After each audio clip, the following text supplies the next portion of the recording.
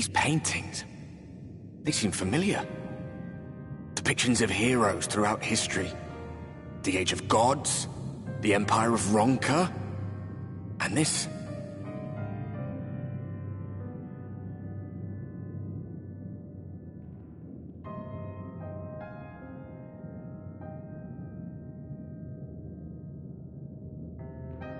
There was a man, a researcher who pored over these pieces.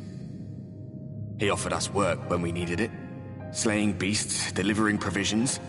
A funny old bugger he was, but he had a good heart.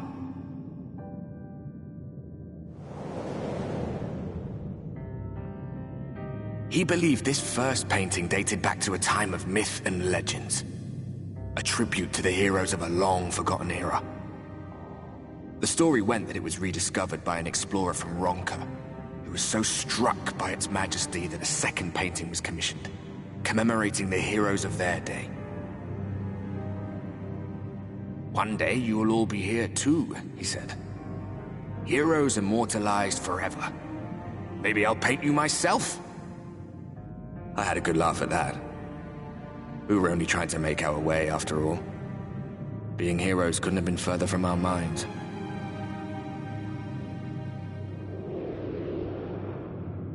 But it seems he actually went and did it.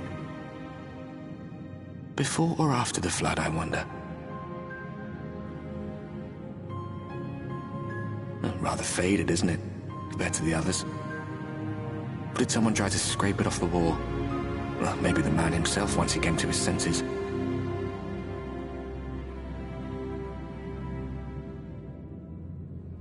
Do you suppose your deeds will warrant an addition to this collection? Or some other kind of monument?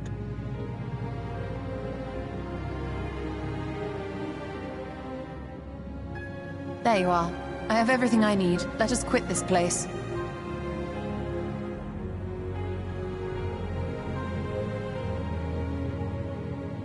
Is something the matter? We should go. The others are waiting.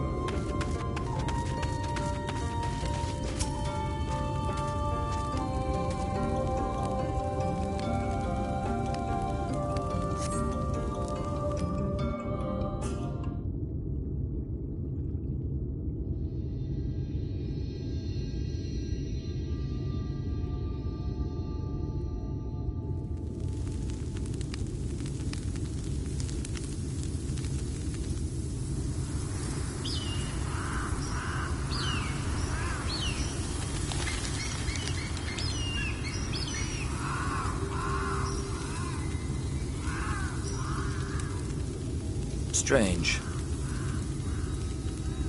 The others on patrol should have returned by now. Our food will be overcooked if we wait any longer. We will just have to start without them. Would you call Master Matoya and the others?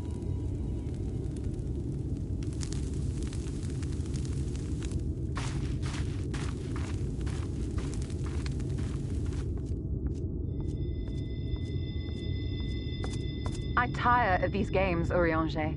Why do you pretend you cannot see it?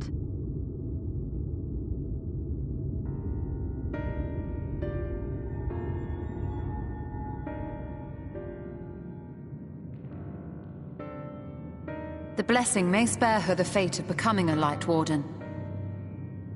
But you cannot be blind to the nascent corruption. She is not as she was in the Source.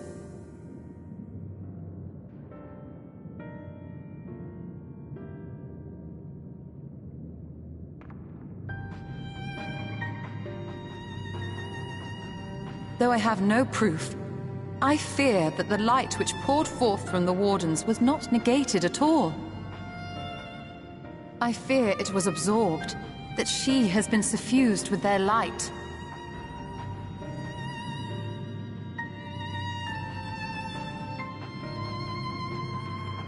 Though I have given thought to this possibility, I dare not speak until more is known.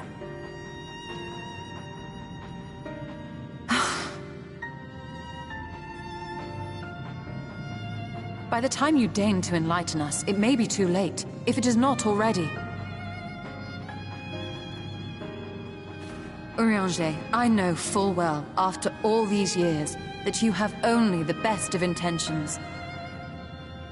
But that does not make it any easier to put my faith in a man so infatuated with secrecy. I have had my suspicions ever since the Exarch bade you speak that day. But now I must ask. The 8th Umbral Calamity and all that followed. Everything you claim to have seen. Did you?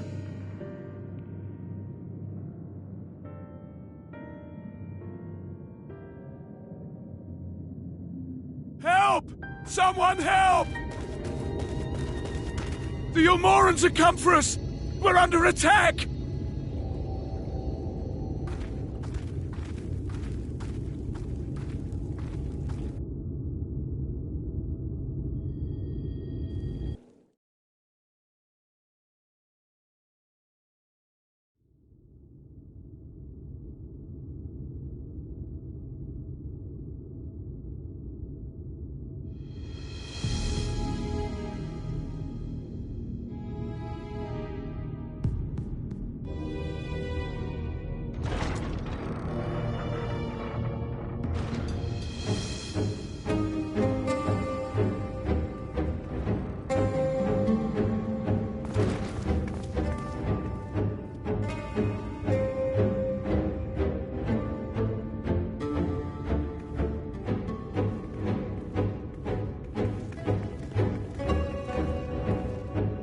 Lord Forthry, how good it is to see you. How long has it been? Not since your inauguration, unless I'm mistaken. Too long, at any rate.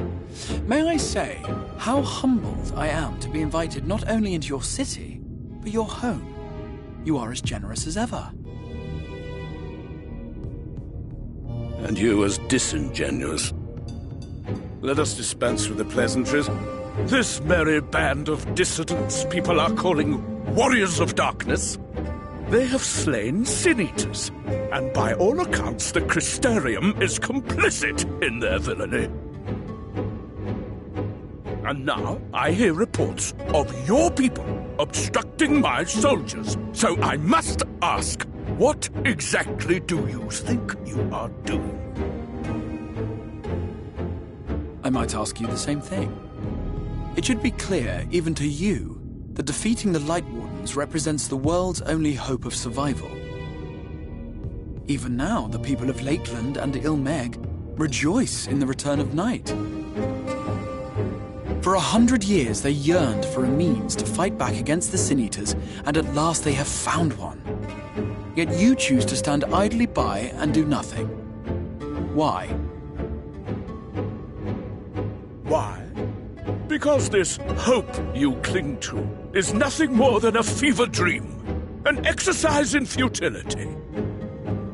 Even should you slay the Sin Eaters, the world as we know it is beyond salvation. With what little land and resources remain, the people would be free only to starve. Before long, they would turn to violence, then to war, and ultimately usher themselves unto oblivion. They require a firm hand to shepherd them from the edge. The hand of a king. Nay, a god. I will see their dreams fulfilled, their wishes granted. I will give them peace, order, and they shall never want for bliss.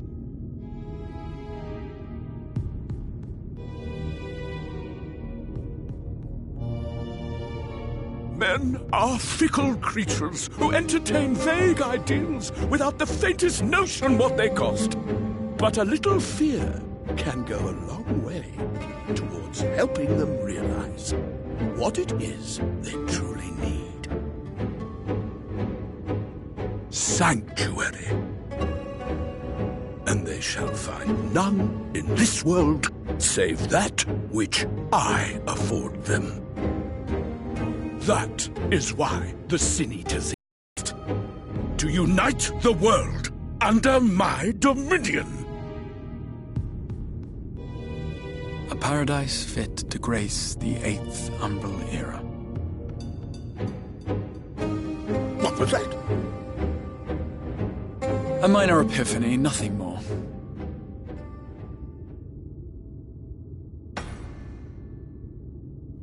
You have always held sway over those around you. Those who defy you must submit or die. What sits before me is the inevitable result of bloated privilege and unchecked power. But man is more resilient than you think. His achievements are not the product of violence and bloodshed, but compassion and understanding. This calamity is but another crisis to be overcome, and we will, once we eliminate the Sin Eaters. You poor deluded fool. These people care not for the morrow. They care only for the now. And the contentment they lack. What good is a paradise to them if it is 1,000 years in the making? Or even 100?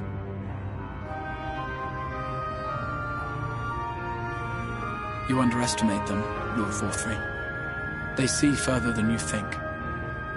I have beheld it in the blood and sweat and tears of those who would sacrifice everything for a future they may never know, that their children may never know. I have beheld it in the hopes and dreams of those who came before, which we bequeath to those who come after, that they might in turn build upon the foundations laid by our forebears. These are the bonds which hold man and his world together, not your gilded chains, and I will resist your every effort to shackle him. In summary, you will continue to support the villains hunting my Sin Eaters?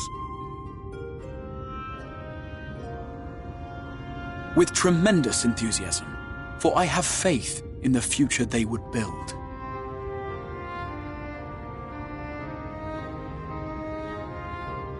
Why do I even bother? Fools, the lot of you! So naive! So painfully predictable! Did you imagine I did not know your mind? That I would wait until after this meeting to dispatch my forces? Even as we speak, they march to the Sin Eaters' defense. Insurrection will not be tolerated! The people of this world are mine to rule, mine to command! And you are no exception!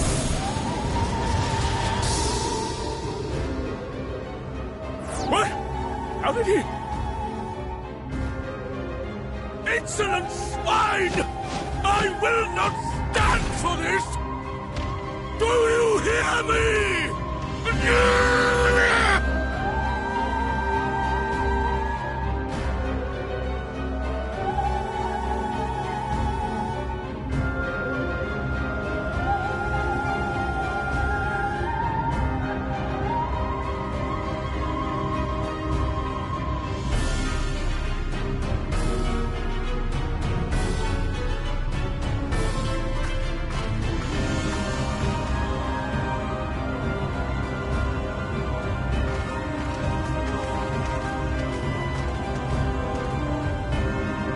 You speak for the Knights Blessed? I do. I presume that is your doing. If you've come to parley, I must insist that you first return him to us. You're in no position to make demands.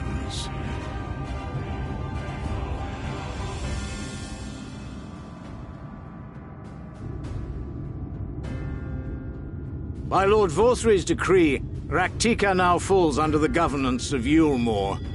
You will henceforth answer to us. Is that so? And the children of the Everlasting Dark have acquiesced to this madness? We have reached an accord, yes. Too many times have the Knights Blessed shunned Yulmore's overtures of friendship. The risk that you harbor hostile intentions has grown too great to ignore. Therefore, his lordship has claimed dominion over this forest and bestowed executive authority upon the children of the Everlasting Dark.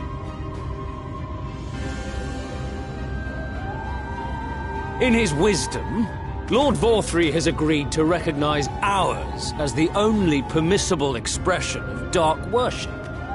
It's one true faith. You and your false creed are a blight on these woods. A foul, unholy corruption that must be cleansed. Little wonder the Warrior of Darkness visits both Lakeland and Ilmeg, yet shuns Raktika. Your perverted teachings hold Blessed Shadow at bay.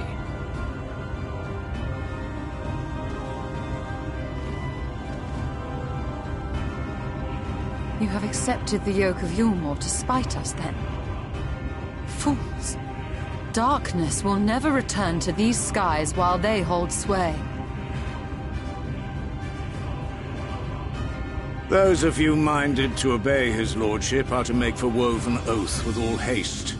We will leave you, that you may have time to prepare. Woven Oath? Are you suggesting we abandon our fate to join those zealots? What has your faith afforded you thus far? Nothing! We will guide you along the righteous path. And should we refuse?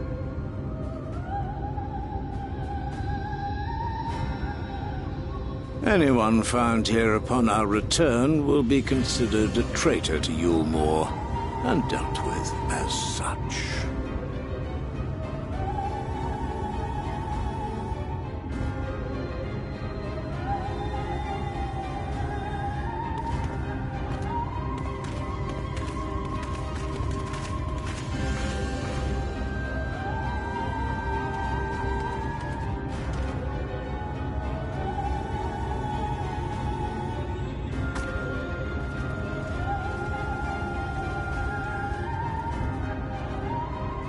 We will discuss these developments after I have tended to our casualty.